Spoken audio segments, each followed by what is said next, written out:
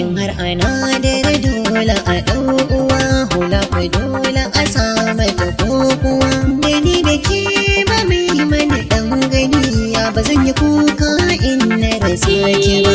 In har ana da dole a ɗau uwa hula ku tilas a samu sa kokuwa da ni da kai ba ai mana ɗan gani ya ba zan yi kuka in na rasa ka ba. In har ana da dole a ɗau uwa hula ku tilas a samu sa kokuwa mai haƙuri ba yayin ɗan hali ba zai rashi da wadatar zuci ba. Duk adadin zancen da zan miki ba zan yi san raina ba. Haka yake Sako na zuciya baki ya furta ido ba zai boye ba. Sai na saka ainihin wani shamaki abadan ba za mu rabu ba. A zuciya ki ne mini lamani ba za ki bar ni har in cutu ba. in har ana da dole a ɗau uwa hula ku tilas a samu sa kokuwa mai haƙuri ba yayin ɗan hali ba zai rashi da wadatar zuci ba. Sassauta harshe kai ta faɗa min abin da zai mini daɗi haka yake da ni ina tsoron kar ka guje min dan duniyar ga da faɗi haka yake dare da rana burina ne a ce da kai mi daɗi zo gare ni ya ka da hanzari ba zan jira ba in ka aje ni ba.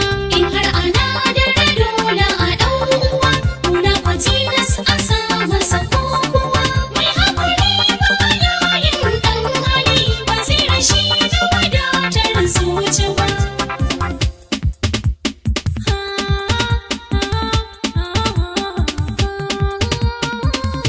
Haka yake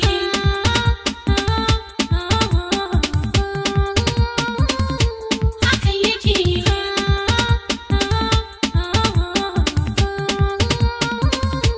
haka yake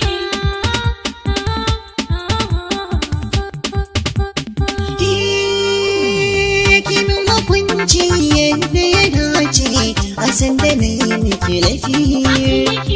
Amma fa sai kimin adalci a san da ba ni da laifi. In kuma na kina ba ki kulawa ki haƙa rami bai zurfi. A san da duk na sauya wani hali kimin nasiha ba ki guje ni ba. in har ana da dole a ɗau uwa hula ku tilas a samu sa kokuwa mai haƙuri ba yayin ɗan hali ba zai rashi da wadatar zuci ba.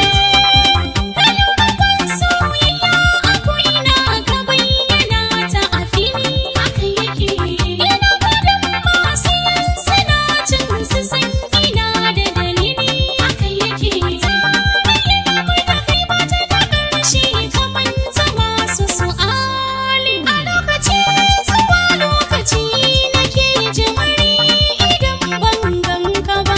In har ana da dole a ɗau uwa hula ku tilas a samu sa kokuwa mai haƙuri ba yayin ɗan hali ba zai rashi da wadatar zuci ba.